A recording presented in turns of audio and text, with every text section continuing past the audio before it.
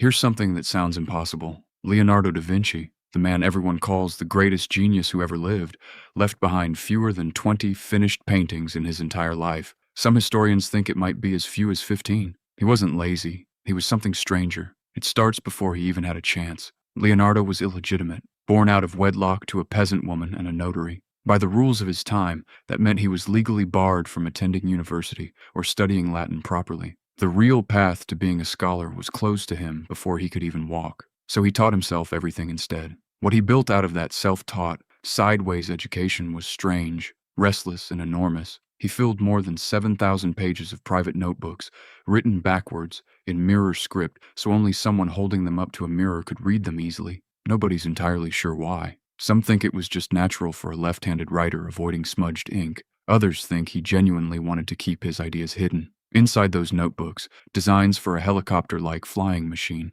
a rudimentary tank, a robotic knight that could sit up and move its arms, all sketched roughly 400 years before the technology existed to build any of them. He studied the flight of birds, the flow of water, the mechanics of the human eye, obsessively for years, often with no client asking for any of it. He just wanted to know. But here's the darker thread underneath all that brilliance. Leonardo also secretly dissected human corpses, late at night, sometimes over 30 of them across his life, mapping the muscles, the heart, the human body in astonishing anatomical detail nearly a century before anyone else came close. It was almost certainly illegal and definitely dangerous. If the church had caught him, the consequences could have been severe. And that restlessness had a cost. Patrons hired him and grew furious, waiting years for paintings that never arrived, or arrived unfinished. He took on a massive bronze horse statue commission that took over a decade of work, and it was never cast. The metal was melted down for cannons instead when war came.